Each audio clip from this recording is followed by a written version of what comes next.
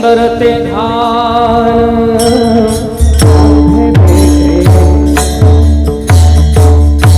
सुंदर ध्यान उभे विठुवारे रजत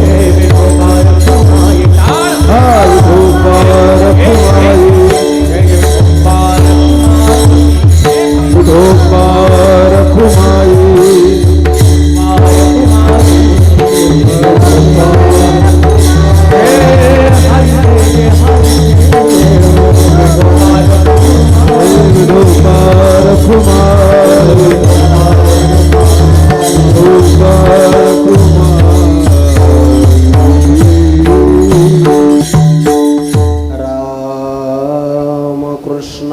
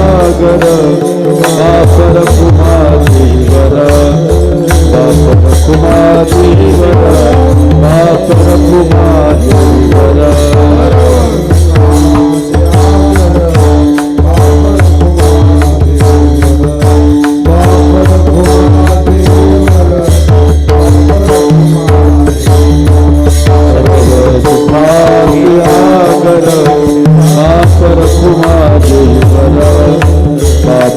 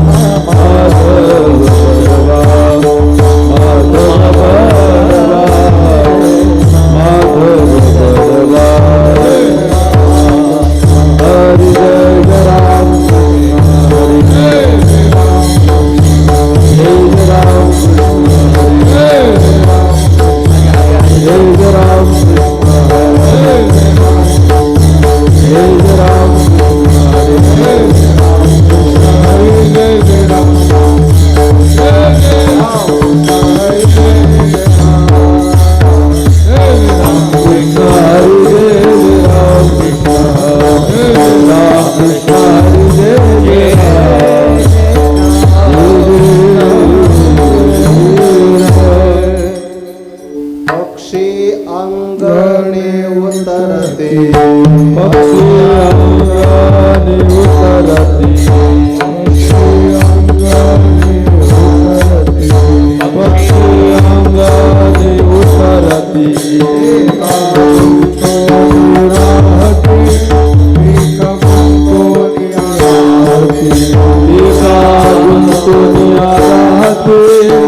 एका गुंतुनिया राहते एका गुंतुनिया राहते एका गुंतुनिया राहते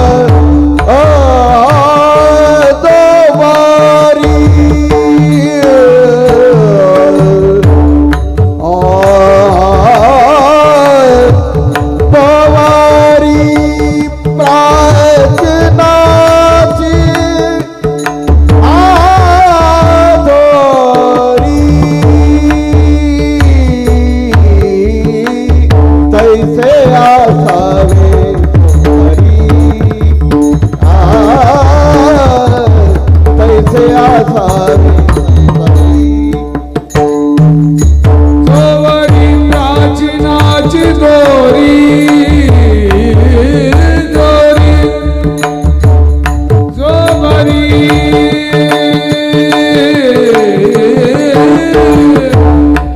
जोवरी प्राचीनाची दोरी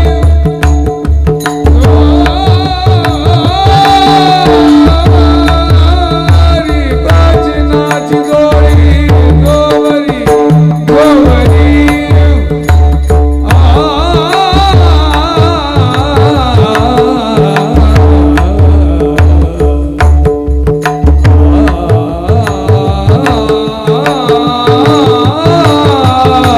दोरी प्राचीनाची दोरी प्राचीनाची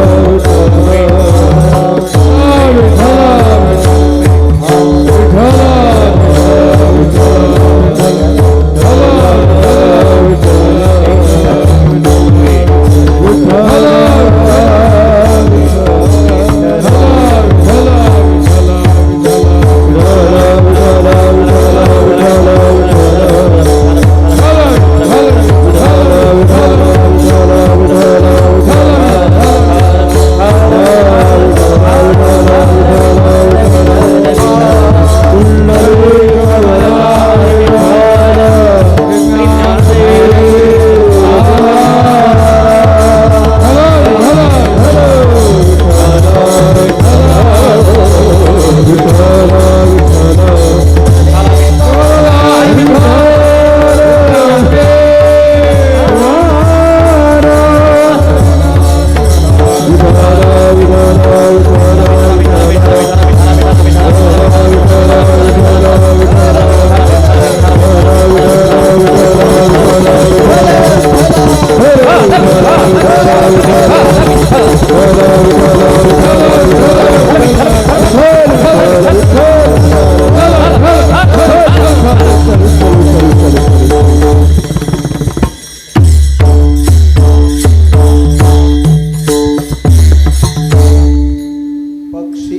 कैसे आसावे पक्षी अंगणी उतरती ती का गुंतून या राहती तैसे असावे संसारी जो वरी प्राचीनाची दोरी वस्ती कर वस्ती आला प्रातःकाळी उठून गेला तैसे असावे संसारी जो वरी प्राचीनाची दोरी शरणैका जनार्दन शरणैका जनार्दन ऐसे असता भय कवन तैसे असावे संसारी जो वरी प्राचीनाची दोरी नमो ज्ञानेश्वरा नमो ज्ञानेश्वरा नमो ज्ञानेश्वरा नमो ज्ञानेश्वरा नमो ज्ञानेश्वरा नमो ज्ञानेश्वरा नमो ज्ञानेश्वरा नमो ज्ञानेश्वरा मूर्ती उदारा सोपान देवा मूर्ती उदारा सोपान देवा मूर्ती उदारा सोपान देवा आबाई नमो त्रिभुवन पावने नमो त्रिभुवन पावने आबाई नमो त्रिभुवन पावने नमो त्रिभुवन पावने जननी देवाची आसते जननी देवा आसते जननी देवाची नमो ज्ञानेश्वरा निवृत्ती उदारा सुखान देवा मुक्ताबाई नमो त्रिभुवन पावनी आद्यत्रय जननी देवांची जयांची किलिया स्मरण होय सकळ विद्यांचे अधिकरण तेची वंदू श्रीचरण श्री गुरूंचे ते नमस्कारोनी आता पक्षी अंगणी उतरती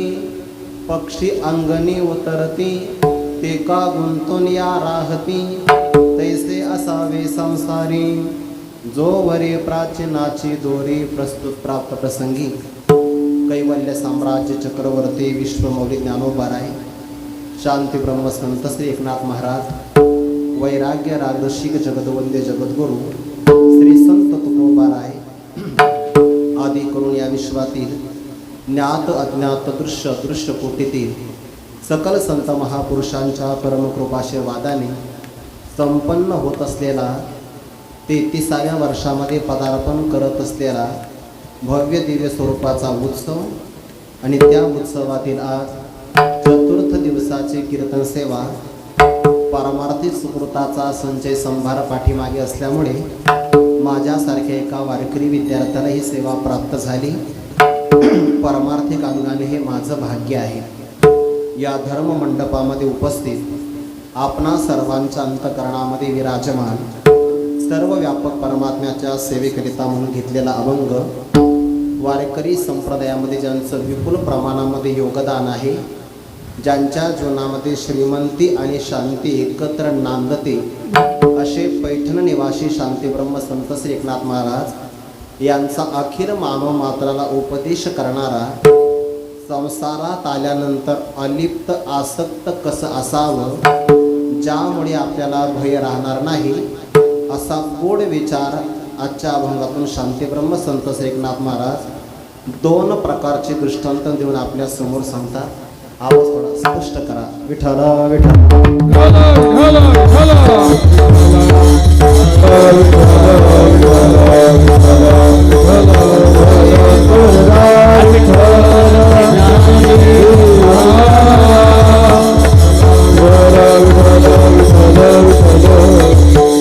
अभंग शांतीब्रह्म एकनाथ महाराजांचा आहे.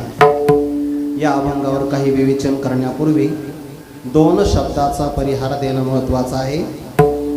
भगवान पंढरीश पांडुरंग परमात्मा, गणराय, भगवान दत्तात्रय आणि भैरवनाथांच्या मूर्तीच्या प्राणप्रतिष्ठेच्या निमित्ताने अर्थात वर्धापन दिनाच्या निमित्ताने हा सप्ताह सुरू झालेला आहे. गंभीर महाराज या पत्रिकेतलं एक वाक्य खरंच गंभीर आहे. कसं गंभीर आहे?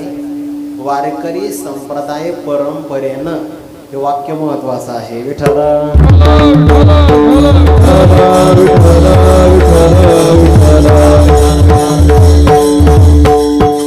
अनेक महापुरुषांचे या ठिकाणी पायाचे रजकन लागलेले आहे. अनेक महापुरुषांचे श्वास या वायुमंडलामध्ये विद्यमान आहे. आणि म्हणे अशोक सरांनी सांगितलं की इथं आल्यानंतर तुम्हाला जाणवेल खरंच या कार्यक्रमामध्ये पावित्र्य आहे आणि सात्विक असं वातावरणही आहे. विठ्ठल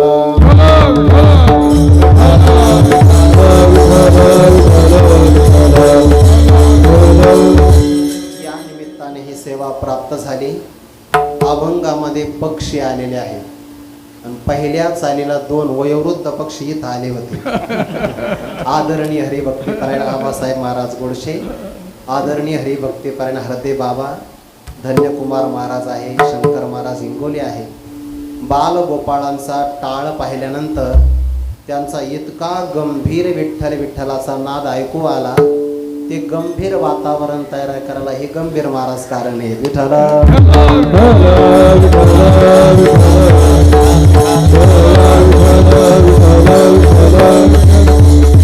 उपस्थित माता भगिनी जाणकार मंडळी सर्वांच्या चरणारा विंदी अभिवादन करून अभंग चिंतनाला प्रारंभ करूया. मस्तक माझा पाया मस्तक माझा पायावरी, मस्तक माझा पायावरी, मस्तक माझा पायावरी. यावार करी संतांच्या, यावार करी, यावार करे संतांच्या, यावार करे संतांच्या, यावार करे संतांच्या, यावार करे संतांच्या.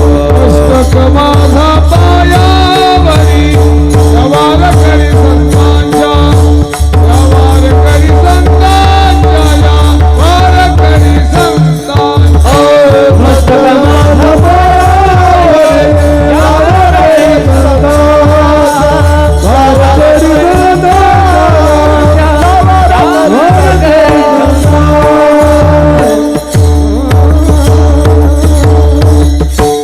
मस्तक माझा पायावरी, या वारकरी संतांच्या सर्वांच्या चरणार विंदी मनोभावे अभिवादन करून शांती ब्रह्म संत श्री एकनाथ महाराजांच्या अभंगाला चिंतन करायचं आहे. प्रस्तुत अभंगातून शांती ब्रह्म संत श्री एकनाथ महाराज संसारात आपण कसं अनासक्त आणि अलिप्त राहावं हा विचार सिद्धांत 2 प्रकारचे दृष्टांत देऊन आपल्या समोर प्रतिपादन करतात. मानवी जीवनाचे आपल्याला 3 प्रकारचे टप्पे करता येतील. मानवी जीवनातला पहिला टप्पा येण्याचा आहे, दुसरा टप्पा जाण्याचा आहे आणि तिसरा टप्पा इथं राहण्याचा आहे. विठ्ठल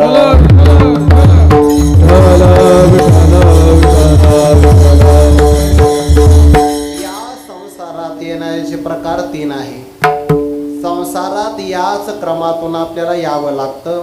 आगा कर्मे जे उरावे, तय ते सुख दुःखे फळावे, तया ते भोगावया यावे देहा एका. ज्ञानोबराय ज्ञानेश्वरीमध्ये सांगतात, गत जन्मातलं जर आपलं कर्म शिल्लक राहिलं तर ते कर्म पाप आणि पुण्य स्वरूपाचं असतं. पुण्याचं फळ सुख आहे, पापाचं फळ दुःख आहे.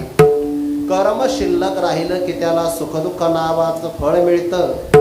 पण मागच्या जन्मात देह पडला आणि फळ तसंच राहिलं तर आपल्या वाट्याची फळं दुसरं कोणी खात नाही. परमार्थामध्ये हे नवल आहे बरं.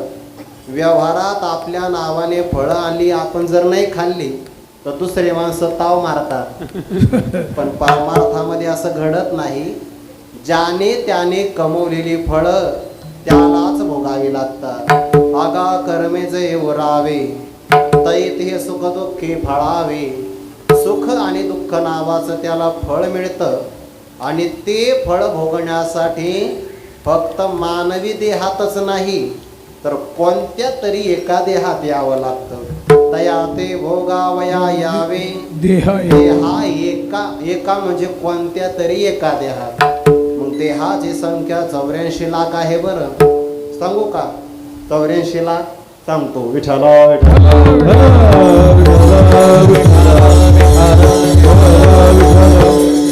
काही मालिकेत हा अभंग नामदेव रायांचा आहे, काही अभंग गाथेमध्ये क्षेपक प्रकरणामध्ये पण तुकोबारांच्या नावाने अभंग आहे.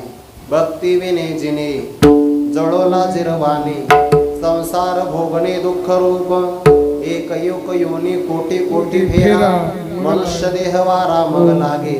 आणि पुढच्या अभंगामध्ये 84 लाखाची यादी दिली. लाखाचा हिशोब आहे, फक्त चुकू नका बरं. ऐका, 20 लक्ष योनी वृक्षामध्ये घ्याव्या. समोरचं झाड कशाचं आहे?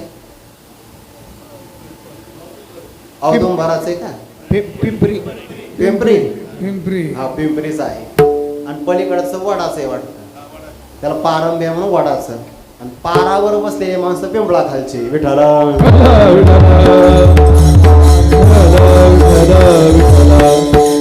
आता शेतीवर पाय लागले खरंच पिंपळा खाली आहे आपण असं बघू द्या ते पिंपळा खाली बसले म्हणून म्हणलं बरं का पिंपळा खालचे विठाला विठाला नामदेव राय सांगतात 20 लक्ष योनी वृक्षामध्ये घ्याव्या 20 लाख प्रकारचे देह झाडांच्या रूपाने आहे म्हणजे वडाचं झाड हा त्यातला एक प्रकार आहे असे जगामध्ये वड कितीतरी असते आंब्याचं झाड म्हणजे झाडातलं एक प्रकारचं देह आहे असे आम्र वृक्ष जगामध्ये कितीतरी असतील पण एकूण झाडाच्या रूपाने जर आपण देह पाहिले तर त्यांची संख्या आहे 20 लाख 20 लक्ष योनी वृक्षामध्ये घ्याव्या जळचरी भोगाव्या 9 लक्ष पाण्यामध्ये राहणारे जीव जंतू यांच्या रूपाने असणाऱ्या शरीरांची संख्या 9 लाख आहे किती झाल्या 29 वा मोजत चला बरं पुढे ऐका 11 लक्ष योनी किरडामध्ये घ्याव्या 11 लाख प्रकारचे देह सरपटणाऱ्या प्राण्यांच्या रूपाने आहे मग त्यामध्ये नाग आला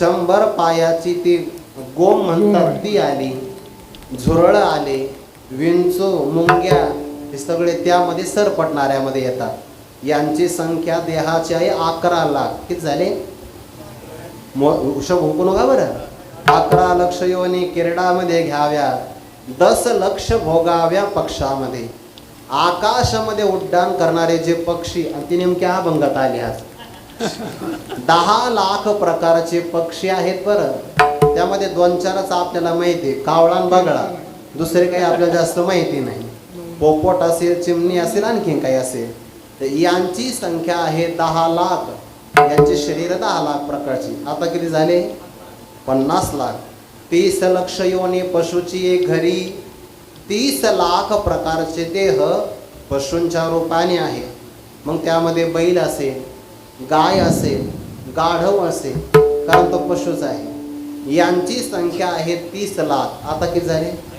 80 लाख मानवा भितरी 4 लक्ष ज्याला मानवाचा उभा आकार आहे पण मृत्यू लोकात आला नाही असेच देव गंधर्वादिक यांच्या शरीराने असणारी संख्या आहे 4 लाख हे सगळे झाले 84 लाख प्रकारचे देह जीवाला एका देहामध्ये कोटी कोटी वेळा जन्म घ्यावा लागतो आणि सगळा प्रवास उरकून आलं की मग इथं येतो नामा म्हणे तेव्हा नरदेह या नरा तयाचा मातेरा केला मुढे मी विस्तार त्या करता नाही करत आपल्या जीवनातलं मागचं कर्म शिल्लक राहिलं की त्याला सुख दुःख नावाचं फळ लागतं आणि ते भोगण्याकरता कोणत्या तरी 84 लाख पैकी एका देहामध्ये यावं लागतं आबा येणं परतंत्र आहे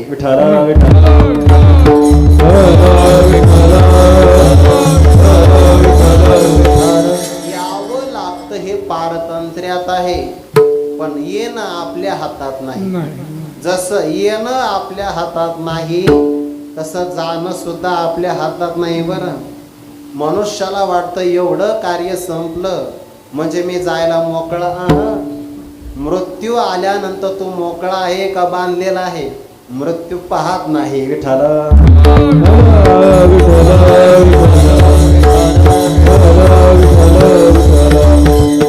महाराजांनी भागवतामध्ये गोड विचार केला मृत्यू न विचारी देश मृत्यू देशाचा विचार करत नाही मृत्यू तुम्ही हाट म्हणजे बाजारात आहे का हे विचारत नाही मृत्यू देश आणि विदेश विचारत नाही मृत्यू आला की त्या क्षणाला जावं लागतं येणंही जीवाच्या हातात नाही आणि जाणं सुद्धा देवाच्या आपलं जीवाच्या हातात नाही फक्त राहणं आपल्या हातात आहे पण ते सुद्धा जोपर्यंत आपले आयुष्याचे श्वास आहे तोपर्यंतच राहणं आपल्या हातात आहे मग जे आपल्या हातात आहे तेच मनुष्याने सुधरविण्याचा प्रयत्न करावा विठ्ठल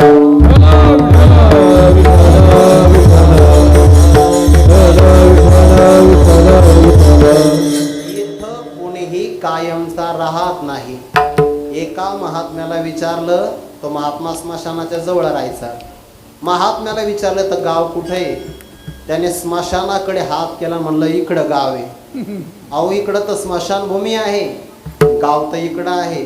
महात्मा म्हणला नाही नाही नाही, इथं फक्त जन्माला येतात पण कायमचा सगळ्याचा मुक्काम इथं आहे, म्हणून खरं गाव ते विठ्ठल.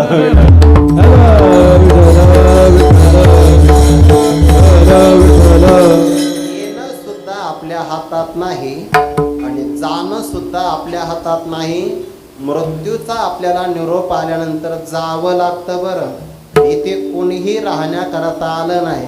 येथे नाही उरो आले अवतार,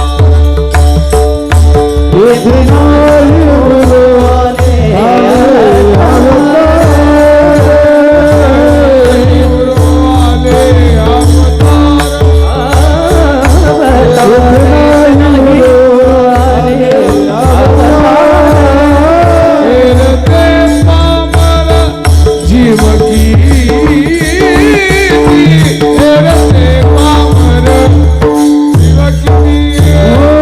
येरते पावन जीव के, येरते पावन जीव किती.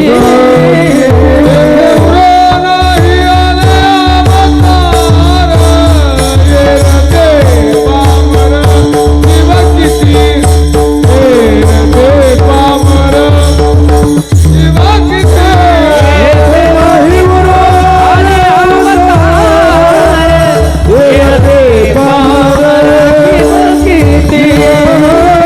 येरते पावन जीव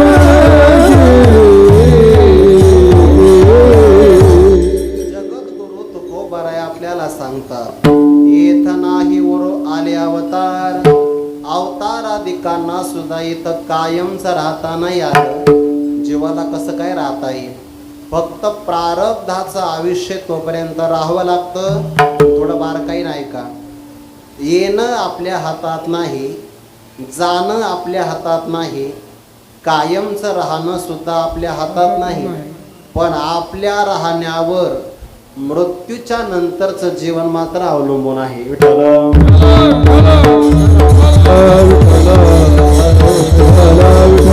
जोपर्यंत आपलं आयुष्य आहे तोपर्यंत आपण जसे राहतो तशी भविष्य काळामध्ये आपल्याला गती मिळणार आहे.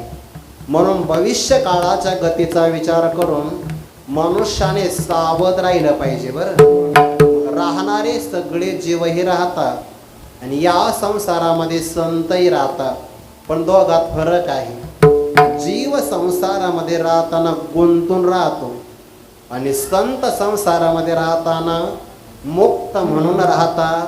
परिणाम येथून जाताना त्यांना क्लेश होत नाही आणि जो गुंतून राहतो त्याला वासना माग घेतल्याशिवाय राहत नाही. कसे संत आणि आपण राहतो यातला फरक आहे. आपण दुकानामध्ये जातो. बाळा, तू जातो का दुकानामध्ये? कधीतरी जात असतील की नाही? दुकानात जर आपण गेलो तर आपण नारळ आणतो. आता तुम्ही नारळ आणत असाल, आम्ही कधीच नारळ आणत नाही. का आणत नाही? दररोजच मिळतंय ना, आणण्याची काय गरज आहे? दुकानात गेल्यानंतर आपण नारळ आणतो, बरोबर आहे. पण ते नारळ आपण थोडंसं वाजवून पाहतो. काय कळतं बरं त्यातलं आपल्याला? त्या नारळ काय कळतं? वा वा वा, चांगलं आहे. नारळातलं पाणी कळतं, पण सगळ्याच नारळात पाणी नसतं. ज्या नारळातलं पाणी आटलेलं आहे ते नारळ जर आपण वाजवलं तर काय आवाज येतो? खोबऱ्याचा आवाज येतो ना, बरोबर आहे. एका नारळात पाणी आहे आणि एका नारळातलं पाणी आटलेलं आहे. दोन्ही नारळ फोडायचे.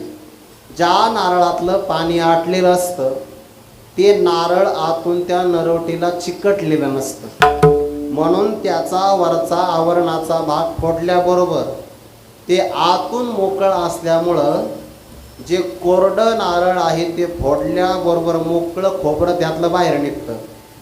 हा झाला पहिला नारळाचा प्रकार. पण दुसरं लय भारी आहे. दुसरं आहे पाण्याचं नारळ. ते पाण्याचं नारळ जर आपण फोडलं तर त्याच्यातही ओलं खोबरं असतं, पण ते पहिल्या नारळासारखं मोकळं बाहेर निघत नाही. ते चिकटून राहतं ठोके आणि मग ते खोबरं बाहेर काढण्यासाठी चमचे लावावे लागतात घरातले स्वयंपाक घरातले चमचे लावावे लागतात चमचे वागतात आबा ते नाही निघत विठ्ठल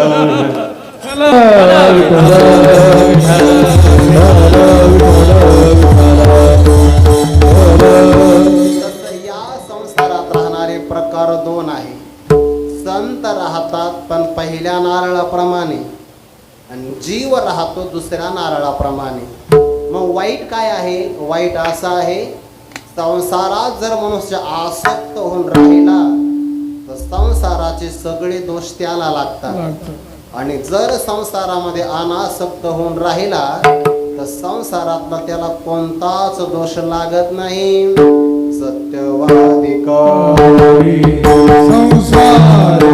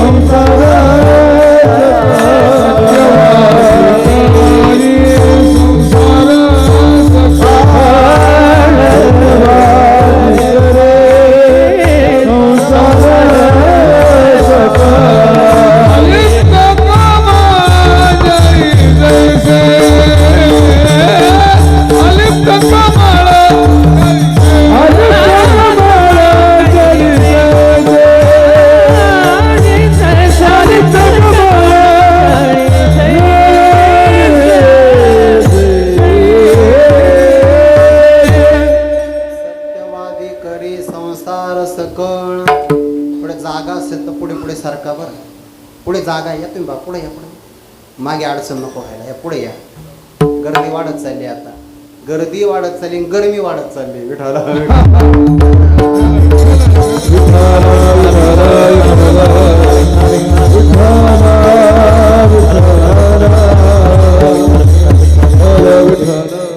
याला का लक्ष्मण रेषा आडून दिली काय पुढे येणार नाही तुम्ही पुढे या हा जर तुम्ही पुढे नाही आले तर मग लक्ष्मण रेषा उल्लंघन न करता आल्यामुळे मला तुम्हाला म्हणावं लागेल ना मग विठाला विठाला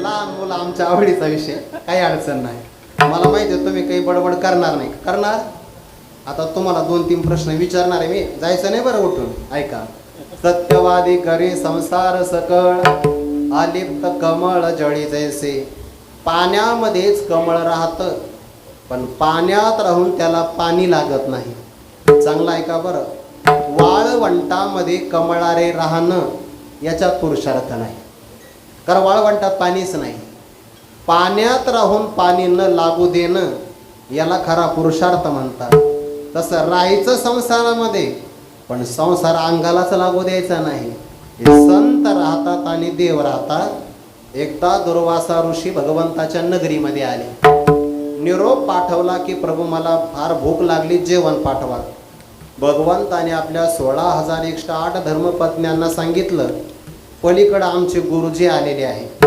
त्यांना तुम्ही भोजन घेऊन जा प्रचंड प्रमाणामध्ये भोजन तयार केलं पण मध्यंतरी नदी आडवी लागली यमुना मैया आडवी आली मग रस्ता कसा मिळणार सगळ्या जणींनी भगवंताला प्रश्न विचारला रस्ता तर मिळत नाही प्रभू म्हणाले यमुना मैयाला जाऊन सांगा जर आमचा पती भगवान श्रीकृष्ण बाल ब्रह्मचारी असेल कुणाला म्हणतात ज्यांच्यासोबत लग्न झालं त्यांच्या समोरच आमचा पती भगवान श्रीकृष्ण जर बाल ब्रह्मचारी असेल तर यमुना मैया आम्हाला रस्ता द्या त्या सगळ्या धर्मपत्नीने यमुना मैयाला निरोप सांगितला यमुना मैयाने वाट दिली त्यांना सगळ्या जणींना आश्चर्य वाटलं जाऊ द्या म्हणे आपल्याला काही रस्ता मिळण्याशी मतलब रस्ता मिळाला पलीकडे गेल्या दुर्वासा ऋषीने सगळं अन्न खाल्लं, खंडोगंती अन्न. आणि मग पुन्हा त्या गवळणीने किंवा भगवंताच्या धर्मपत्नीने सांगितलं आम्हाला पलीकडे जायचं, पण पुन्हा प्रवाह सुरू झाला. म्हणे मग तुम्ही आल्या कशा होत्या? म्हणे भगवंताने सांगितलं आम्ही बाल ब्रह्मचारी मी असेल तर रस्ता दे. मग आता तुम्ही पुन्हा यमुना मैयाला जाऊन सांगा हा दुर्वासा बालपणापासून उपवासी असेल तर यमुना मैया रस्ता दे. त्या म्हणाले वा वा वा, जसा गुरु तसा चेला. विठ्ठल, विठ्ठल.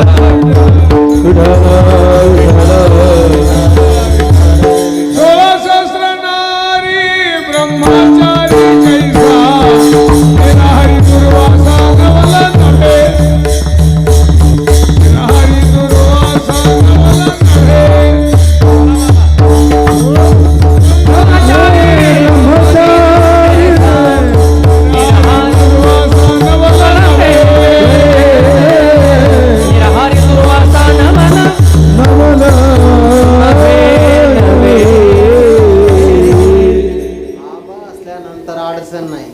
कीर्तनकाराच्या प्रत्येक वाक्याला ते प्रमाण देऊ शकतात. दुर्वासा निराहारी कसा न हा बाल ब्रह्मचारी कसा? गोपिकांनी भगवंताला प्रश्न विचारला, प्रभूने उत्तर दिलं ते आहार घेऊन सुद्धा निराहारी आहे आणि आम्ही विवाह करून सुद्धा बाल ब्रह्मचारी होत का? कारण कर्माच्या ठिकाणी आम्हाला अभिमान नाही. तो कर्मे करे सकळे परिकर्म बंधा नाकळे, जैसे न शिंपे जळी जळे पद्मपत्र पद्मपत्र मेवांभसा. पाण्यात राहत कमळ पण पाणी अंगाला लावू देत नाही, तसा देव आणि संत जगात राहतात, कर्म करतात पण अंगाला मात्र कर्म लागू देत नाही. तुका म्हणे आम्ही झालो अग्निरूप लागू ने दो पाप पुण्य अंगा. जिथे अहंकार असतो ना तिथे दोष लागत असतो, जिथे अहंकार नाही तिथे दोष लागत नाही. उदाहरण देऊ का तुम्हाला? समजा तुमच्यापैकी एखादी व्यक्ती कीर्तनासाठी जर पाठीमागून बसण्याकरता जर पुढं आली आणि चुकून जर त्याचा पाऊल आपल्याला लागला तर आपल्याला राग येतो. तो सुद्धा व्यक्ती पाय लागला तर पाय पडतो, बरोबर आहे, कारण तो जागा आहे. पण त्याच व्यक्तीला जर गाढ झोप लागली आणि जर त्याला दिवसभरामध्ये मोटरसायकल चालवायची सवय असली, किक मारायची, आणि झोपेमध्ये जर त्याने किक मारली एखाद्याच्या पाठीत लागते, बरोबर आहे. ज्याच्या पाठीत लागली तो सुद्धा त्याला काही म्हणत नाही, आणि ज्याच्याकडून लागली तो सुद्धा पाया पडत नाही. का? झोपेत अहंकार नाही.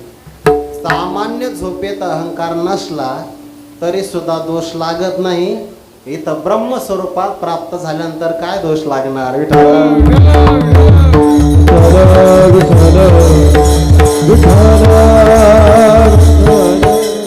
संत संसारात राहतात पण संसारातला स्पर्श दोष त्यांना लागत नाही, ते अलिप्त राहतात. अलिप्त संताप्रमाणे देवाप्रमाणे जीवाला जर अलिप्त राहता आलं तर त्याला कर्माचं पाप पुण्य लागणार नाही. पाप पुण्य जर लागलं नाही तर सुख दुःखाचं भोग घेण्याकरता त्याला देहाला यावं लागणार नाही. म्हणून संसारामध्ये त्याने कमळाप्रमाणे अलिप्त राहावं किंवा अनासक्त भावामध्ये राहावं हा सिद्धांत आहे. पण बऱ्याचदा आवाज करू नका बाळा, बडबड करू नको, बडबड करू नको. कीर्तनात बडबड करू नये, नाहीतर मग जन्म फार कठीण येतो. सांगू का? कीर्तनी बडबड करील जो कोणी बेवडूक होणी येईल जन्मा म्हणून गपरा. विठ्ठल,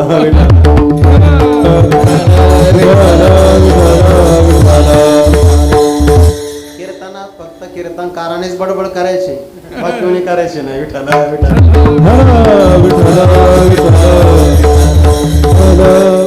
संतांना दोष लागत नाही सिद्धांत आहे. पण सिद्धांत पटविण्यासाठी सामान्य माणसाला जेव्हा सिद्धांत पटत नाही तेव्हा त्याला दृष्टांत द्यावा लागतो. संसारात कसं राहावं याकरिता शांती ब्रह्मसंत श्रीनाथ महाराज अलिप्त आणि अनासक्तपणा सांगण्याकरता दृष्टांत देतात.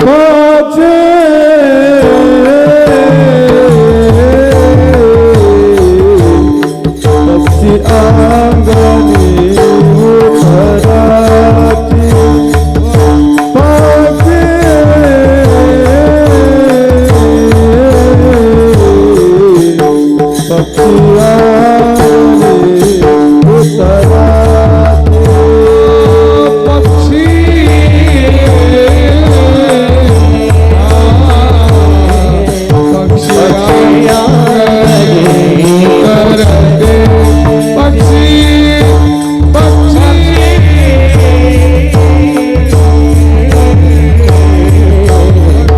पक्षी पक्षी अंगणी उतराची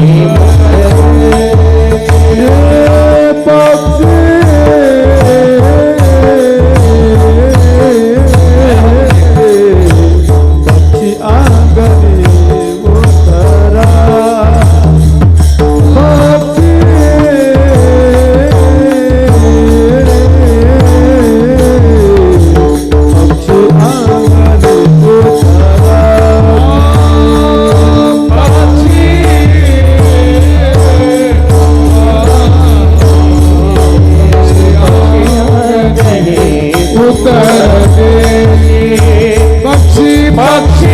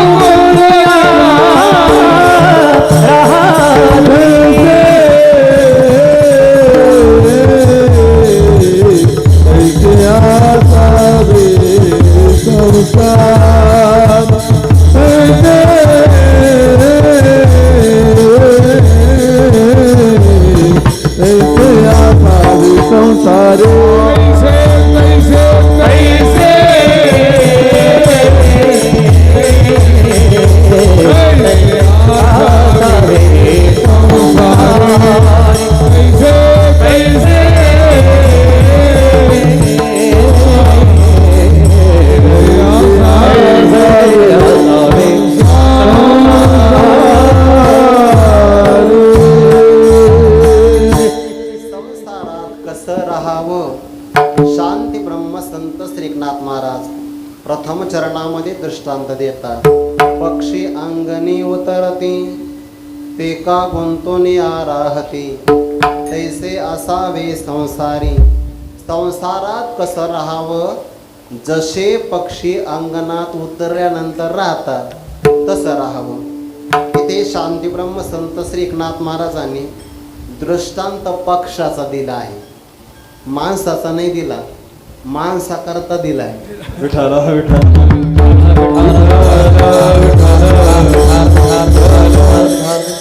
माणसाचा स्वभाव असा आहे, त्याला जरी माहिती असलं की आपण रात्रभर फक्त रावटीत राहणार आहे, रावटीत, तरी पालखी सोहळ्यामध्ये रावटीत भांडणं करतो. पण माणसाचा नाही दिला, पक्षाचा दिला.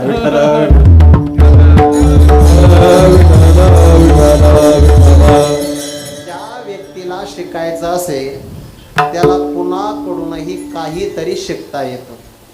निसर्गातून पक्षाकडून आपल्याला आपण अनासक्त कसा असावं, मोह किंवा आसक्ती कशी नसावी, याकरिता दृष्टांत नाथ महाराज पक्षाचा देतात. कोणताही पक्षी आपण घेऊ शकतो, कारण इथं पक्षाचं नाव नाही सांगितलं. पक्षी हे सामान्य नाव आलेलं आहे, पण आपण कोणताही पक्षी इथं घेऊ शकतो, सामान्य नाव आलेलं आहे. तसं ज्ञानेश्वरीमध्ये पोपट आलेला आहे. वैकुंठवासी गुरुवारी घुलेबाबा सांगायचे बुवा, 6व्या अध्यायामध्ये आलेला पोपट बद्ध पोपट आहे, 14व्या अध्यायामध्ये आलेला पोपट मुक्त पोपट आहे. थोडा सांगतो दृष्टांत तुम्हाला लक्षात येईल. ते पारद्याचे प्रकार 2, एक रान पारधी, दुसरा जळ पारधी. जळ पारधी मासे पकडतात आणि रान पारधी हे पशु किंवा पक्षी पकडतात. तर ते पशु पकडत असताना हरणाला पकडतात आणि पक्षाला पकडत असताना कावळा नाही पकडत, तर ते पोपटाला पकडतात. का? कारण बाजारामध्ये पोपटाला किंमत आहे. किंमतच काय, पोपट गोड बोलतो आणि जो गोड बोलतो त्याला बाजारात किंमत आहे आजही.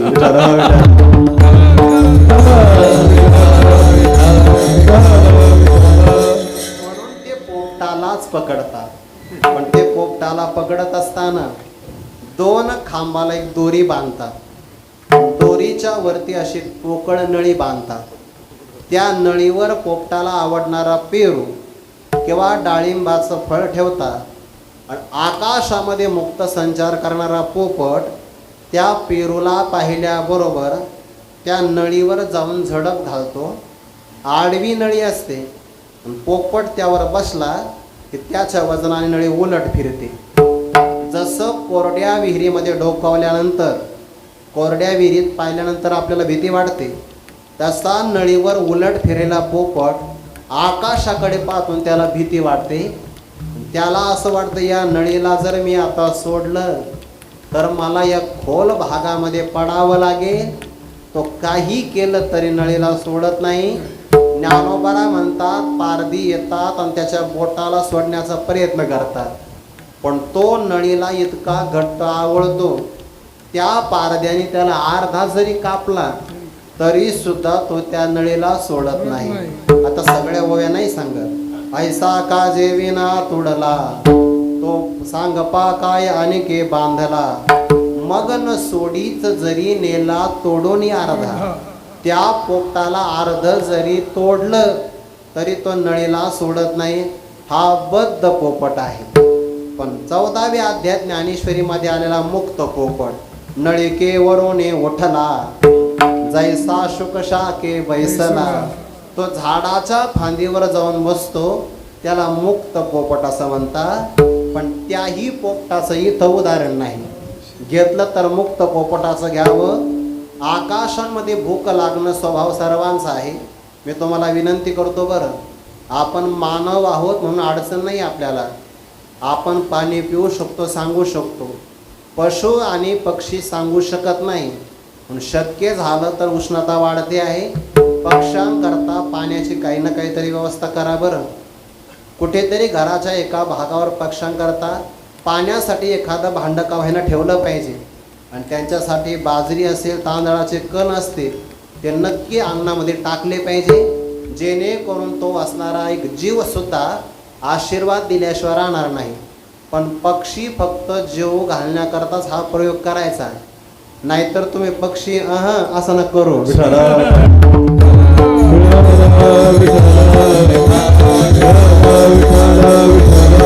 ते सांगू शकत नाही, पण त्यांनाही प्राणाचा धर्म आहे ना, भुगतान लागते. नाथ महाराजांचं ते अवलोकन आहे. ज्याला दृष्टांत द्यायचा त्याचं अवलोकन चांगलं असलं पाहिजे. त्याला निरीक्षण शक्ती असं म्हणतात. म्हणजे निसर्गामध्ये असणारे पक्षी आहे.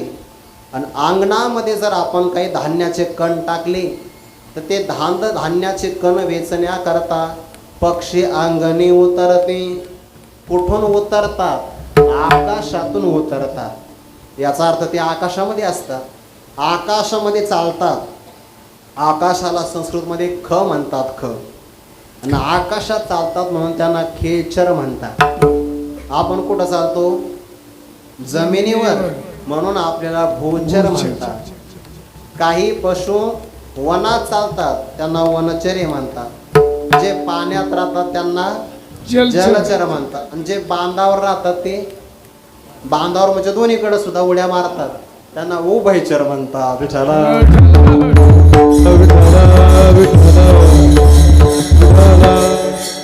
बेडूक पाण्यातही राहतो, जमिनीतही राहतो, साप पाण्यातही राहतो, बाहेरही राहतो, त्याला उभयचर म्हणतात. आकाशात चालतो म्हणून त्याला म्हणतात खेचर. आणि आकाशामध्ये संचार करणारा पक्षी अंगणी उतरते. पण ज्या अंगणामध्ये आपल्याला चांगलं धान्य मिळालं त्या अंगणामध्ये ते का गुंतून राहते?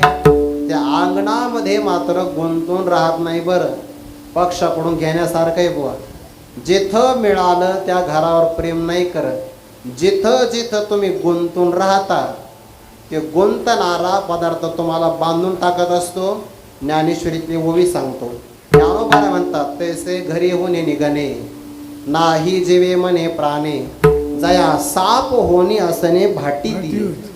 जर आपण घरामध्ये गुंतून राहिलो, आपली वासना घरात गुंतून राहिली, तर बरोबर तो जीवात्मा पुढच्या जन्मामध्ये त्या घरामध्ये साप होऊन येतो. किती हाकलला जात नाही. विठ्ठल विठ्ठल.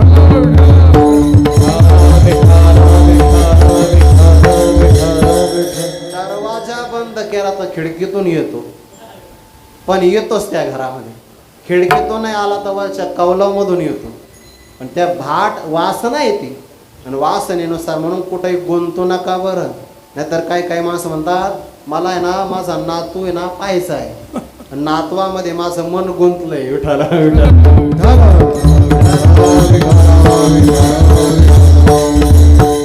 कुठं सुद्धा मनुष्याने गुंतू नये. गुंतला की त्याला बंधन प्राप्त झालंच आहे. पक्षाकडून घेतलं पाहिजे आपण. पक्षी अंगणी उतरती ते का गुंतोनी राहती. त्या अंगणामध्ये येतात, मनसोक्त धान्याचे कण खातात, पाणी पितात आणि निघून जातात, गुंतून राहत नाही. तुकोबाराय भजन करायचे.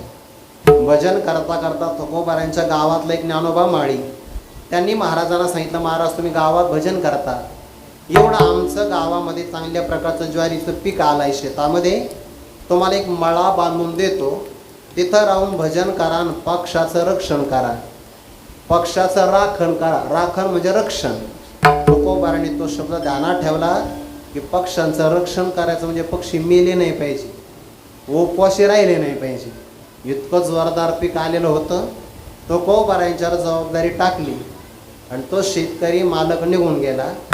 महिना दीड महिन्याने यात्रा करून आला, तोपर्यंत तुकोबारांनी पक्ष्यांचं चांगलं रक्षण केलं होतं. तुकोबारांनी पक्षाकडे पाहिलं, म्हणे वा वा काय पक्षी अनासक्ते, सकाळी सकाळी येतात, दिवसभर धान्य खातात आणि सायंकाळी सोबत एक सुद्धा ज्वारीचा कण घेऊन जात नाही. इथं तर माणसं काल्याच्या प्रसादाला येतात. विठ्ठल विठ्ठल.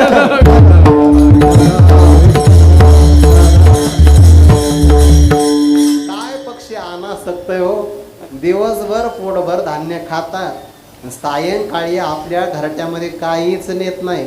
तुकोबारा म्हणे पक्षी खरंच आहे, घेण्यासारखे. पक्षी अंगणी उतरते ते का गुंतोनी राहते. मग आता या पक्षाला ताण लागत असेल, तुकोबारांनी सगळ्या पक्षांकरता त्या झाडाला डेरे बांधून ठेवले. उपकार आहे बरं हा. म्हणून म्हटलं तुम्हाला आपल्या घरामध्ये सुद्धा डेरे वगैरे असे काहीतरी लावा उद्यापासून. पक्षा हे लहान मुलाला संस्कार लावले पाहिजे बघा. यांच्यात हातामध्ये द्यायचं आणि मनाचं बाळा चिमण्या करता खायला टाक, म्हणजे भविष्य काळात हे चिमण्या खाणार नाही. विठ्ठल विठ्ठल.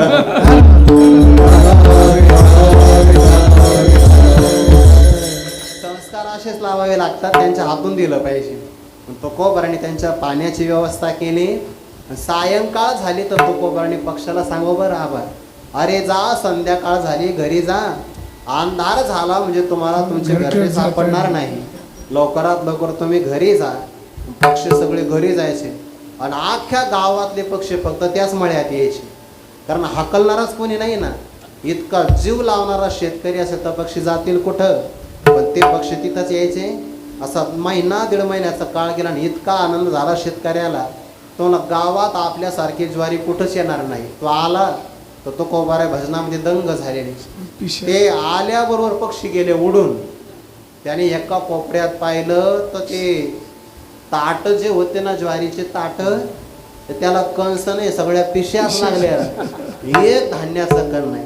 तो एखादा कोपरा गेला असेल, दुसऱ्या कोपऱ्यात गेला, चारी कोपरे फिरून आला तर सगळ्या पिश्याच पिश्या, एक धान्याचा कण नाही. तुकोबारानं महाराज तुम्हाला सांगितलं पक्षाचं राखण करा. महाराज म्हणजे राखणच केलं ना. अहो तसं नाही, धान्याचं रक्षण करा. तुकोबाराने आम्ही तुमचा शब्दार्थ घेतला आणि मग पंचायतीने निर्णय दिला की तुम्ही याचं नुकसान भरपाई दिलं पाहिजे. किती धान्य होतं म्हणजे 2 खंडी धान्य होतं.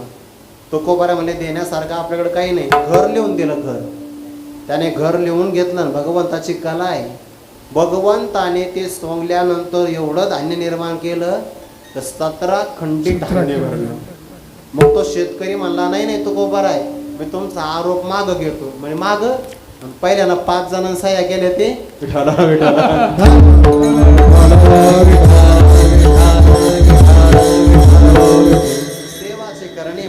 पक्षी अंगणी उतरते ते का गुंतून या राहते.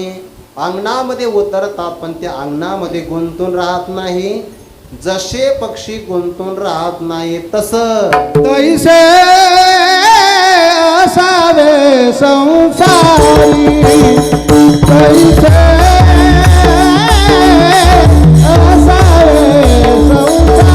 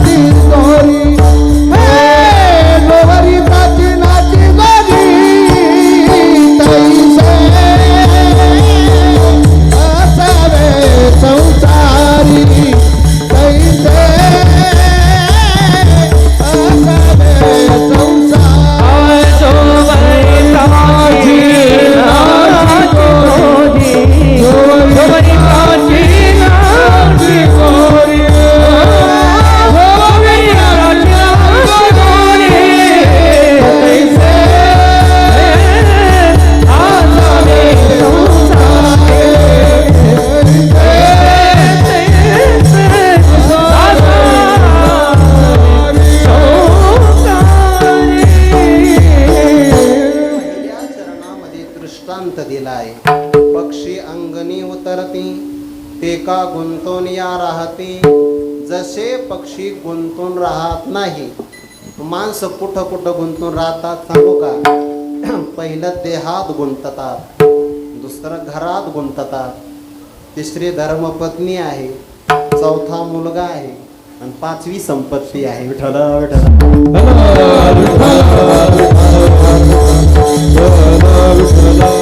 या अभंगासाठी भगवद्गीतेच्या 13व्या अध्यायातला एक श्लोक फार महत्वाचा. असत्तीरण भिष्वंग पुत्रदार गृहादिषु नित्यं च समचित्तत्वं इष्टानिष्टोपपत्तिषु. तो या देहामध्ये गुंतून राहत नाही तरी जो या देहावरी उदास आहे या परी. ओखिता जैसा बिडारी बैसला आहे अत्ता वृक्षाची सावली. वाटी जाता मिनली घरावरी ते तोले असता नाही. सावली सरीसीच असे परी असे हे नेणे जे जैसे. स्त्रियेचे तैसे लोलुप्य नाही आणि प्रजा जे झाली ते वस्ती करे आली. का गोरुवे बैसली रुखातणी जो संपत्ती माझी असता. ऐसा गमे पंडू सुता जैसा का वाटे जाता साक्षी ठेविला. विठ्ठल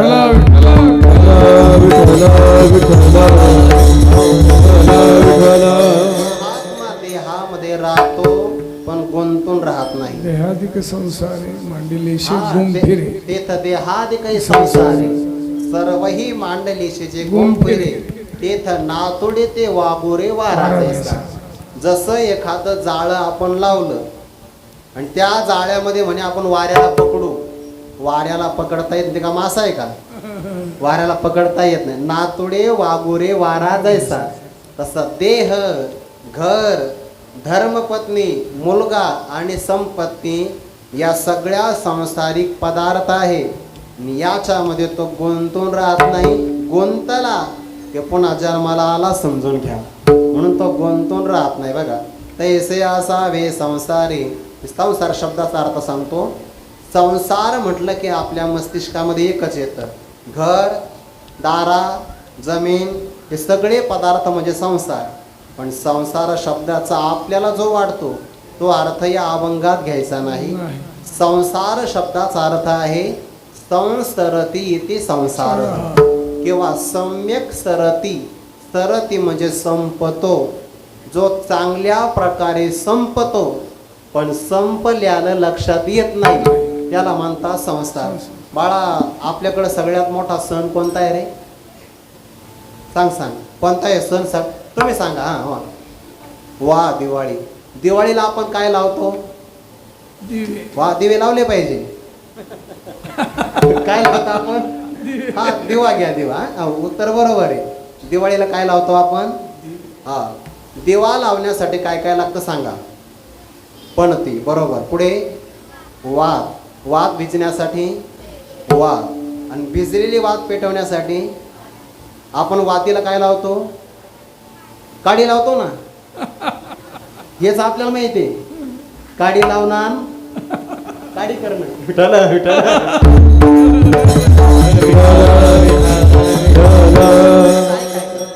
पणती आहे, पणतीमध्ये तेल आहे, तेलामध्ये भिजवलेली वात आहे. मला संसाराकडे यायचंय. त्या वातीला आपण अग्नी लावला. आता उत्तर द्या, अग्नी लावल्याबरोबर काय संपत? त्या खोलीतलं काय संपत? पहिल्यांदा अंधार संपतो, आणि कालांतराने त्या पंक्तीतलं काय संपत? वा. आता मला उत्तर द्या बरं, सावधान उत्तर द्या. ते तेल शेवटी संपत का जेव्हा आपण त्याला अग्नी लावला होता तेव्हा संपायला सुरुवात झाली होती? वा. म्हणून हुशार मुलं मी पुढे घेतली. म्हणून यांना मागं नका ठेव जाऊ बरं. अशोक सर, ही पुढची पिढी तयार केली पाहिजे बरं. किती गोड उत्तर दिलं. तुम्हाला कोणालाच उत्तर नाही आलं. बाळा, MPSC दे बरं. विठ्ठला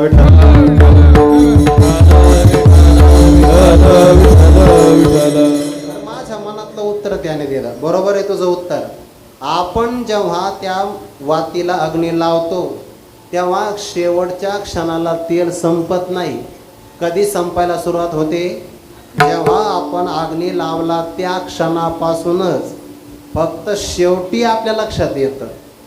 तसंच हे महाराज, जे क्षणाक्षणाला संपत पण संपत आहे हे लक्षात येत नाही, त्याला म्हणतात संसार. सोपी व्याख्या आहे संसाराची. संसार म्हणजे जग, आणि जगातला एक अंश आहे देह. जसं जग संपत तसा आपला देह सुद्धा संपतो आहे. सांगू का उदाहरण? आज सकाळी मी 5 वाजता उठलो होतो. महाराज, उशीर का झाला? रात्री प्रवास लांबचा होता. रात्री यायला 1 वाजले. नाही तर दररोज 4लाच उठतो मी, पण आज सकाळी 5 वाजता उठलो. सकाळी 5 वाजता उठल्यानंतर जेवढं आयुष्य माझ्या हातात होतं तेवढं आता नाही. आता जवळपास 5 आणि दुपारचे 5, सायंकाळचे 5, ते 12 तास, आणि आता जवळपास 9 वाजत आले. आपण 8च धरू, म्हणजे 12 आणि 5, ते 12 आणि 5 पासून 8 पर्यंत 3 तास.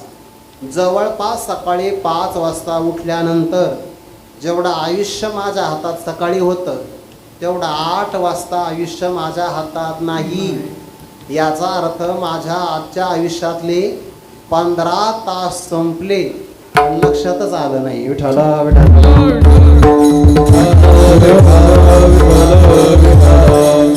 हे माझं नाही, तुमचं सुद्धा असंच आहे. सकाळी उठल्यानंतर तुमचं आयुष्य तुमच्या हातात जेवढं होतं तेवढं आता आहे का? 7 वाजता जेवढं आयुष्य होतं तेवढं 9 वाजता राहणार नाही. नाही नाही नाही, मी हे वाक्य बोलत असताना जेवढं आयुष्य आपल्या हातात आहे, वाक्य संपत असताना तेवढं आयुष्य राहणार नाही. आयुष्य जात आहे पहा, काळ जपतसे महा, संहिताचा घोर वहा, ध्यानी रहा श्रीहरीच्या, घडी घडी काळ वाटयाचे पाहे, अजूनही किती आहे अवकाश, आयुष्य खातो काळ सावधान. म्हणून जे क्षणाक्षणाला संपत त्याला म्हणतात संसार.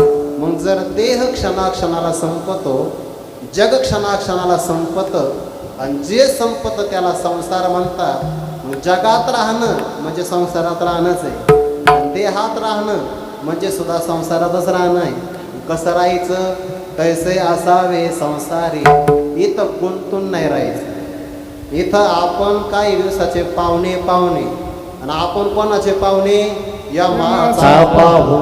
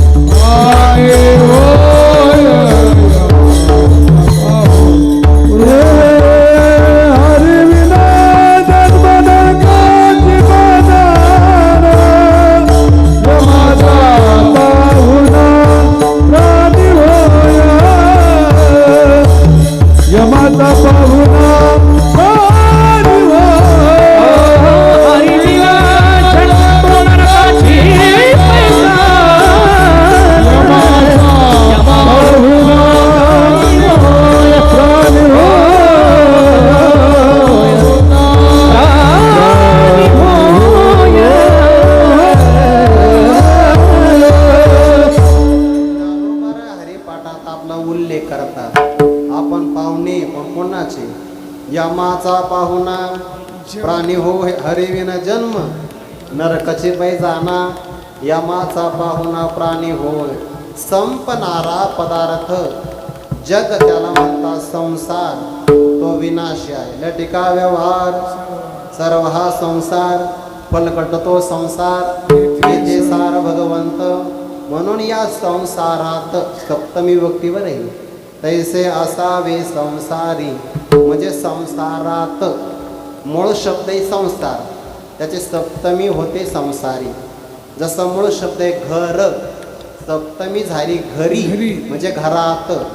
मंदिर मंदिरी मंदिरात, गाव गावी गावात, शरीर शरीरी शरीरात. तसं संसार संसारी आणि संसारात.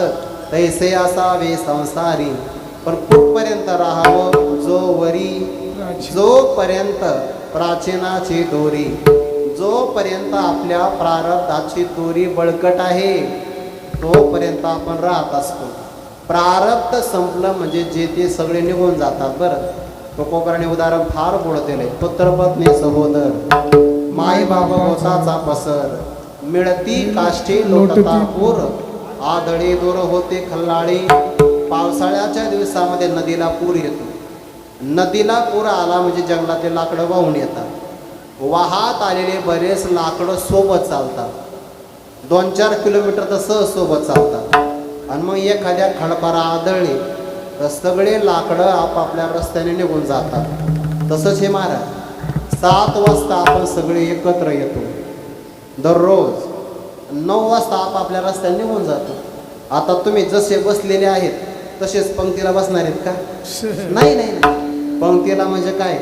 आता तुम्ही तरी इथं आहे, काही माणसं डायरेक्ट पंक्तीलाच येणार आहे.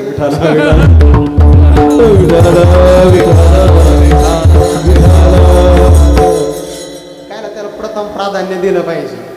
जसे 7 वाजता आपण एकत्र येतो आणि 9 वाजता आपल्या सर्वांचा वियोग ठरलेला आहे. केव्हा आपण बसमध्ये प्रवास करतो बघा.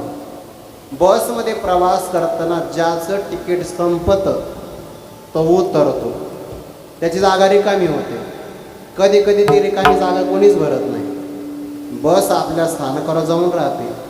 कधी कधी रिकाम्या जागा भरण्यासाठी मधल्या जागेत काही लोक उभेच असतात. जागा रिकामी झाली की बरोबर ते बसतातच. तसंच हे महाराज, जग म्हणजे एक प्रकारची बस आहे आणि आपण त्यातले प्रवासी आहोत. आपल्याला वाटतं माझ्या मागं कसं होईल, लय आनंदात राहणार आहे, तू काळजीच करू नको. माणसं म्हणतात मी गेल्यावर कसं होईल, तू फक्त जा, काही नाही फरक पडत. जसं बसमध्ये एखादी व्यक्ती प्रवासी उतरली तरी बस चालूच राहणार आहे, तसं जग चालूच राहणार आहे. आपल्या येण्याने जाण्याने काही फरक पडत नाही. जसं प्रवासी व्यक्ती उतरतो, ज्याचं तिकीट संपलं त्याला उतरावं लागतं, तसं ज्याचं प्रारब्ध संपलं त्याला इथून मुक्काम सोडावा लागतो. म्हणून कोणी जर देह सोडून गेला तर त्यामध्ये शोक करण्याचं काही कारण नाही. त्याचं प्रारब्धाचं सूत्रच तेवढं होतं, धागाच तेवढा होता. विठ्ठल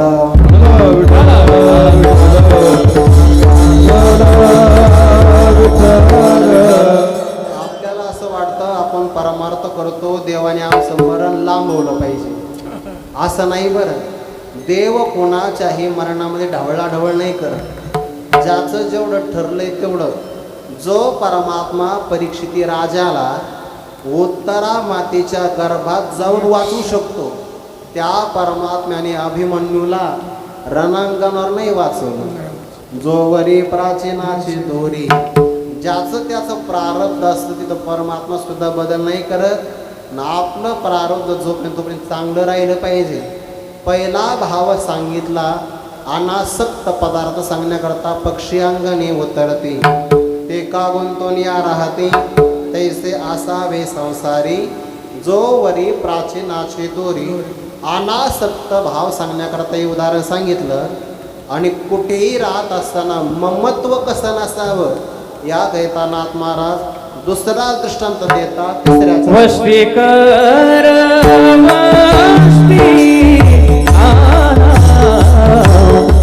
वस्ती कर वस्ती आला.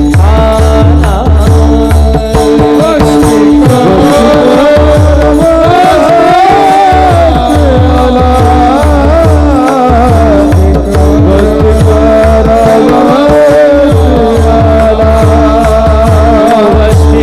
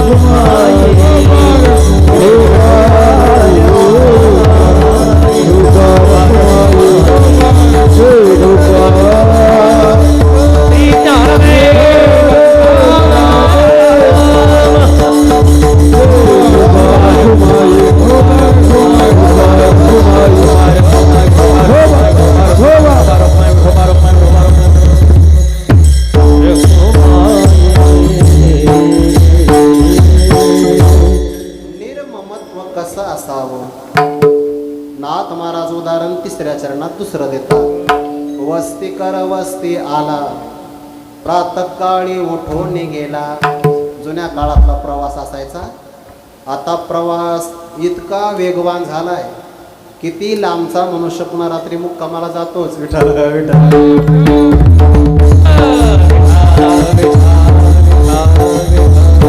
जुन्या काळातला प्रवास मात्र वेगळा असायचा. गावोगावी धर्मशाळा असायच्या, किंवा गावात धर्मशाळा नसेल तर मग मारुतीचं मंदिर असायचं. मारुतीच्या मंदिरामध्ये एखादा वस्ती कर वस्ती आला, तो वास्तव्याला आलेला पांतस्थ वाट सुरू आहे, तो आपला अंथरून टाकतो, रात्रभर तिथे विश्रांती करतो. पण त्या जागेचा 7-12 आपल्या नावावर नाही करून घेत. तो सकाळी प्रातःकाळी उठवून गेला. यातला आणखीन एक भाव सांगतो बरं. प्रात काळी उठवणी म्हणजे सगळ्यांनी प्रात काळी उठलंच पाहिजे.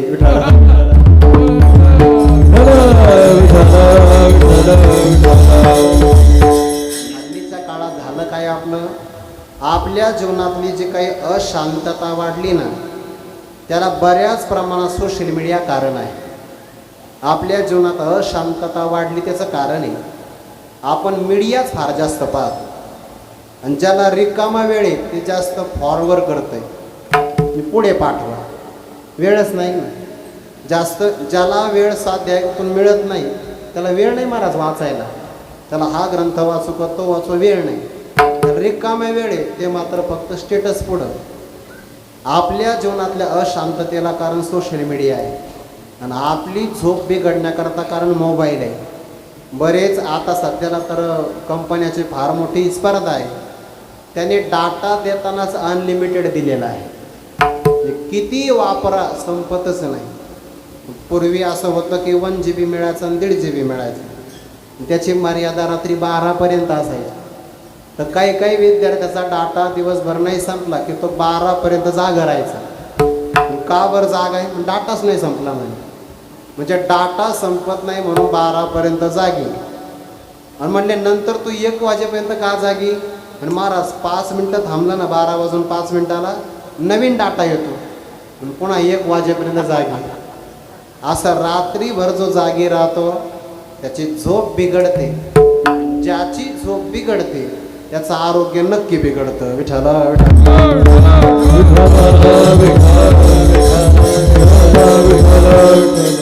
सरांना गावकऱ्यांना धन्यवाद दे की बरं झालं तुम्ही 7 ते 9 केलं. तुम्ही जर 9 ते 11 ठेवलं असतं कीर्तन तर मी वेळेचंच महत्त्व सांगितलं असतं आणि मग 7 ते 9 ठेवाच लावलं असतं. आम्ही आता ते सांगतो. मी तर 9 ते 11 कीर्तनच करत नाही. सगळे 7 ते 9 कीर्तन करायचं आणि जेवण अगोदर करायचं म्हणजे 10:30-11पर्यंत आळंदीला जातं. नाही तर 9ला कीर्तन सोडलं तर जेवेपर्यंत इथंच वाजतात. ते चालणार नाही. मग तसं नकोच करायला. म्हणून आपली झोप जर बिघडली तर शरीरातले हार्मोन्स बिघडतात आणि ज्याचं हे बिघडतं त्याच्या आरोग्याला काहीच वेळ लागत नाही. नाहीतर जुन्या काळात जेवढा शोध नव्हता तेवढे आता शोध लागले. सगळ्या सुविधा आता आहे पण जुन्या काळात नव्हते तेवढे रोग आता आहे. आणि जुन्या काळात लोक कमीत कमी म्हातारे होईपर्यंत जगायचे. आता तर कधी बातमी येईल काही सांगता येत नाही. त्याचं कारण आहे आपली झोप बिघडली, आहार बिघडला आणि विहार बिघडला. आपला आहार व्यवस्थित नाही. रात्री आपण जास्त प्रमाणात जड पदार्थ आणि विरुद्ध पदार्थ खातो. काल परवा एक बातमी आली बघा सोशल मीडिया, मी तेवढीच पाहिजे बरं, मी जास्त पाहत नाही. तर विरुद्ध आहार घेतल्यामुळे एका कुटुंबातले 4 जण गेले. विठ्ठल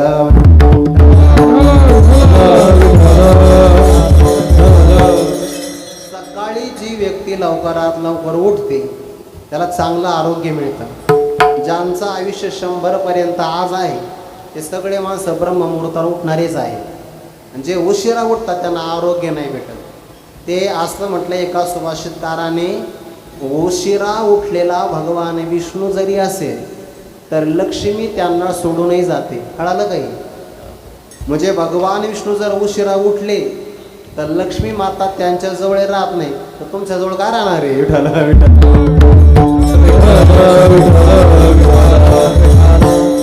उशिरा उठणाऱ्या माणसाने मी श्रीमंत होईल अशी अजिबात शक्यता धारण करूच नाही. त्याला आरोग्य भेटत नाही, काहीच भेटत नाही. म्हणून वस्ती कर वसती आला.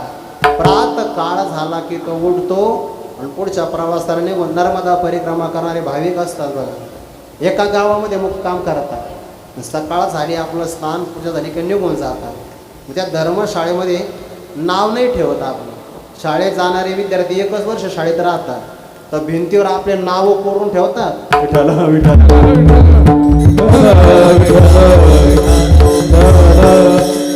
वस्तीकर मात्र वस्तीला जर आला तर प्रात काळ झाला की निघून जातो. त्या जागेमध्ये ममत्व ठेवत नाही. तैसे असावे संसारी. अरे जग म्हणजे धर्मशाळा आहे आणि इथं आपलं आयुष्य म्हणजे एक प्रकारची रात्र आहे. आपल्याला फक्त रात्र काढायची. ज्ञानोबाऱ्यांच्या पालखी सोहळ्यामध्ये आपण जातो, किती वेळ मुक्काम असतो आपला? फार झाला तर 6-7 तासाचा मुक्काम असतो. ते जेवण लवकर भेटलं तर उशीर झाला तर पाहायचं कामच नाही. 3-3:30 वाजता तर रावट्या काढाव्याच लागतात, पर्यायच नाही. नाहीतर मग आपली वळकटी आपल्याला खांद्यावर घ्यावं लागतं, पर्याय काहीच नाही. पण जसं आपण माऊलींच्या पालखी सोहळ्यात राहतो तसं आपण गावात सुद्धा राहिलं पाहिजे. तिथे आपण त्या जागेवर काही प्रेम धरतो का आपल्याला माहिती. रात्रभरच इथं राहायचंय, तसं इथं सुद्धा आपल्याला फक्त आयुष्यभर राहायचं. इथे कायम आपण राहणार नाही, फार झालं तर आपल्या नावाच्या पाट्या राहतील.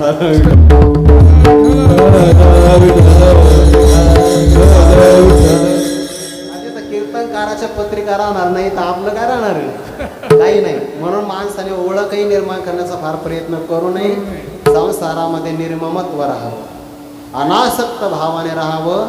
आणि असं राहिलं म्हणजे शरण एका जनार्दन ऐसे असता भय कवन. तुम्हाला भयाचं एक कारण सांगतो, ज्ञानेश्वरीतली ओवी देतो. मनुष्याला भीती कधी वाटते, 2च कारण आहे. वा द्वैत हे एक कारण आहे. आणि 18व्या अध्यायामध्ये एक कारण दिलं, देहधनाची आवडी सदा भय तया ते न सांडी विसंबू न शके धोंडी काठी. ज्याचं धनावर प्रेम आहे त्याला धनाच्या पाठीमागे 15 प्रकारची भीती आहे. आणि ज्याचं देहावर प्रेम आहे त्याला काळाची भीती आहे. ज्याने देहाचं ममत्व सोडलेलं आहे, जसा सर्प आपल्या अंगावरची त्वचा सोडतो आणि पुढच्या प्रवासाला निघून जातो, जसं त्याची त्वचा कोणी पायाखाली तुडवली तरी त्याला काही वाटत नाही, तसं जिवंत असताना ज्याने या देहाचं तादात्म्य सोडलेलं आहे त्याला भीती राहत नाही. सांडोनी अंगीची खोळी सरपरी गाली पाताळी, ते त्वचा पूर्ण सांभाळी तैसे झाले. म्हणून महात्म्याला भीती राहत नाही बघा, कारण त्याचं प्रेमच कुठं राहत नाही. ज्याचं देहावर प्रेम आहे आणि धनावर ममत्व आहे, म्हणजे मनुष्याची अहंता म्हणजे मीपणा आणि मनुष्याची ममता म्हणजे माझेपणा. ज्याच्या ठिकाणी मीपणा माझेपणा आहे त्याला भीती कायम राहत असते. जिथं ममत्व नाही अहंता नाही त्याला भीती अजिबात वाटत नाही. विठ्ठल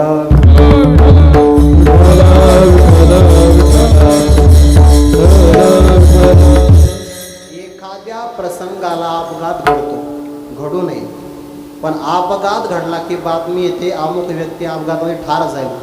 काय वाटतं आपल्याला? काहीच वाटत नाही. आपण म्हणतो अपघात होत असतात, माणसं मरत असतात. ज्या माणसाला अपघाताची बातमी वाचल्यानंतर दुःख वाटत नाही आणि त्या अपघाताची सविस्तर बातमी वाचताना जर आपलाच नातेवाईक होता असं नाव आलं तर मग मात्र त्याला दुःख होतं. का? ते दुःख होण्याचं कारण अपघात नाही, अपघातातल्या व्यक्तीवर असणारं माझेपणा ममत्व दुःखाला कारण आहे. म्हणून आपलं ममत्व जिथं असेल तिथं दुःख आहे, जिथं ममत्व नाही तिथं दुःख नाही. दुसरं उदाहरण देऊ का? श्रीमंत माणसाच्या घरी उंदीरही राहतो आणि श्रीमंत माणसाच्या घरातल्या पिंजऱ्यामध्ये पोपटही राहतो, दोघंही राहतात. मग श्रीमंत हे कशावर कळतं? उंदीर जर पुरुष असेल तर घर गरिबाचं आहे आणि उंदीर धष्टपुष्ट असेल तर घर श्रीमंताचं आहे. असं कळतं की नाही? घरावरती कळतं. मग आता त्या घरातला पोपट मरण पावला आणि 1 तासाने त्याच घरातला उंदीर मरण पावला. माणसाला दुःख कोणाचं होतं? दोन्ही पण एकाच घरात आहे, पण पोपटाचं दुःख होतं कारण पोपट माझा आहे आणि उंदरावर मात्र ममत्व प्रेम नाही. उंदीर मेला तर दुःख होत नाही. तसंच हे जीवनामध्ये ममत्व आणि अहंता म्हणजे मीपणा दुःखाला कारण आहे. पण जो अनासक्त किंवा अलिप्त निर्ममत्व राहतो, शरण एका जनार्दन ऐसे असता भय कवन. कवन भय म्हणजे कोणती भीती? कोणती सुद्धा नाही, मरणाची सुद्धा भीती त्याला नाही. तैसे असावे संसारी जो वरे प्राचीनाची दोरी. जोपर्यंत प्रारब्ध आहे तोपर्यंत आनंदात राहावं. या संसारात आलिप्तच राहायचं, पण कसं राहायचं? पुण्यवान होऊन राहायचं, परोपकारी होऊन राहायचं, पारमार्थिक होऊन राहायचं. आपण जे करता तो परमार्थ आहे. आता आपण सगळ्या जगाच्या कल्याणासाठी प्रत्येकाने आपापल्या वाढदिवसाला दरवर्षी फक्त एक झाड लावलं तर परोपकारी राहण्यासारखं आहे. पशु पक्ष्यांना धान्य खाऊ घातलं तर पुण्यवान होण्यासारखं आहे. एक झाड दरवर्षी आपण लावलं पाहिजे. बरं, जर प्रत्येकाने आपल्या वाढदिवसाला एक झाड लावलं तर भारतामध्ये दरवर्षी 140 कोटीचं झाड सहज लागले जातं. हे सगळे तापमानाची समस्या आता निर्माण झाली, ग्लोबल वॉर्मिंग म्हणतात, ते काहीच राहणार नाही. म्हणून दरवर्षी एक झाड लावलं पाहिजे, कारण आपल्याला शेवटी अख्खं एक झाड लागणार आहे. लागणारच ना आपल्याला. हा, मग शेवटी जर आपल्याला एक झाड लागणार आहे तर आपण दरवर्षी एक झाड लावलंच पाहिजे. तैसे असावे संसारी जो वरी प्राचीनाची दोरी. ज्ञानेश्वर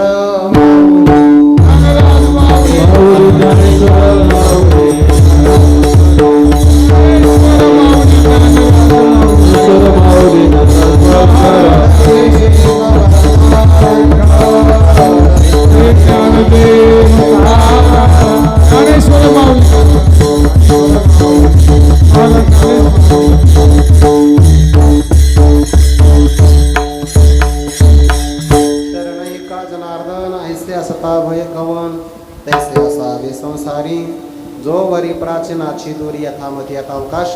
शांती ब्रह्म संत श्रीनाथ महाराजांच्या अभंगाचं चिंतन केलं. झालेले चिंतनामध्ये योग्य असेल ते आमच्या स्वानंद सुखनिवासी गुरुनाम गुरु सद्गुरू जोग महाराजांच्या वारकरी शिक्षण संस्थेतील जोग महाराजांपासून तर विद्यमान गुरुवरी श्री मारुती बाबा पुरेकर या सगळ्या गुरुजनांचं म्हणून चांगला स्वीकार करा. जर बोलण्याच्या ओघामध्ये एखादा अनुचित अयोग्य शब्द निघून गेला असेल तर आई वडिलांच्या अंतकरणाने ते अजान बालक म्हणून मला क्षमा करा. आपण सगळेजण येतात, लहान मुलांना कीर्तनात अवश्य आणत चला आणि त्यांचा तिरस्कार करू नका, ते आपले आहे. जर ते इथं आले नाही तर भविष्यात ते DJ समोर सापडतील आपल्याला, म्हणून ते आले पाहिजे. आणि भगवंताचं नामस्मरण त्यांच्या कानात गेलं, झोपले तरी चालतील म्हणून, पण कानात गेलेलं नामस्मरण भविष्यात त्यांच्या हृदयात परिवर्तन केल्याशिवाय राहणार नाही. म्हणून लहान मुलांनी मोठ्यासारखं वागावं अशी आमची अपेक्षाच नाही. फक्त मोठ्यांनी लहानासारखं वागू नये एवढी मात्र अपेक्षा आहे. लहान मुलाचा तिरस्कार करू नका, त्यांना प्रोत्साहन द्या. त्या बाळाने किती गोड उत्तर दिलं बघा. चांगलं कीर्तन ऐकतात की नाही लहान मुलं? परीक्षा दे बरं. कोणती सांगितली? MPSC. हां, परीक्षा दिली पाहिजे. बोला बरं, तुमच्या मनावर. शरण एका जनार्दन, शरण एका जनार्दन,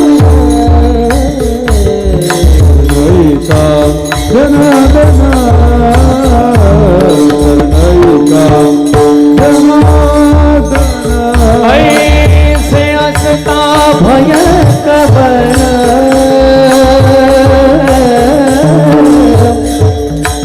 ऐसे असता भय कबन,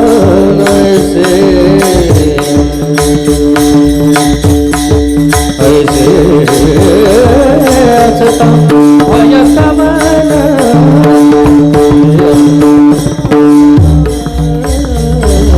ऐसे असता वे संसारी, ऐसे असता भय कबन, ऐसे असता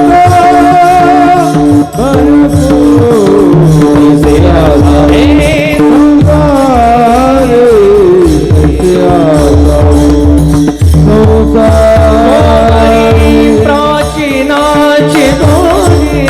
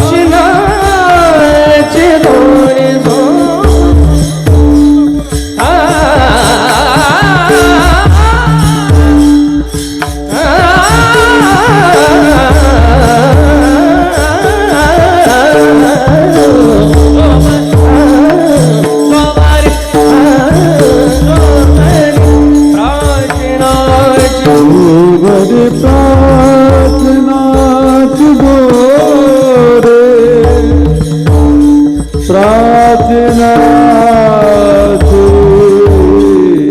दोरी प्रार्थनाची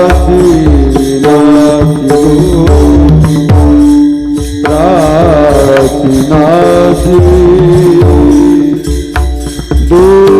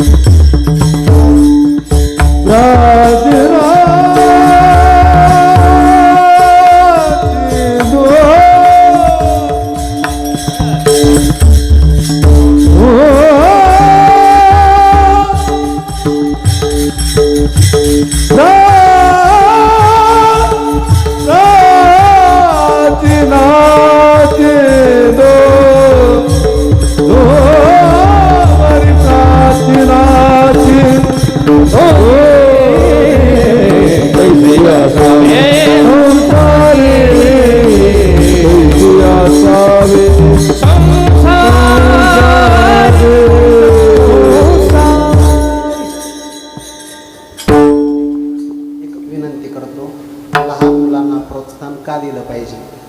अशोक सर, माझं D.Ed एका मार्कानं होत नाही. झालं असतं तर मी शाळेतले सांभाळले असते. न झाल्यामुळे धर्मशाळेतले सांभाळावे लागतात. हे आपलं भाग्यच आहे एक प्रकारचं. सर्वांना विनंती आहे, आपण महाराष्ट्रात जन्माला आलो. ज्ञानोबाऱ्यासारख्या संतांनी आपल्याला ज्ञानेश्वरी ग्रंथ दिला, तुकोबाराने अभंग गाथा दिली. तुम्ही सर्वजण आपल्या जीवनामध्ये एका ग्रंथाची सेवा प्रारंभ करा, पारायणाची. कळो अथवा न कळो द्या, ग्रंथ सेवेला मिळतं काय याचा अनुभव मी आहे आणि समोर आबा महाराज आहे. ग्रंथ सेवेनं मिळतं काय म्हणून फक्त टाळ्या नका वाजू बरं. ज्यांनी वाजवल्या त्यांनी संकल्प करा की उद्या गुरुवारच आहे, नृसिंह जयंतीचा पर्व काळ आहे. या पर्व काळामध्ये आपण ज्ञानेश्वरीच्या 100 ओव्या, तुकोबाराच्या गाथेचे 50 अभंग वाचण्याचा संकल्प करा आणि परिवर्तन पुढच्या वर्षी सांगा. ते ऐकण्यासाठी मी पुन्हा येईन. विठ्ठल जय जय विठ्ठल.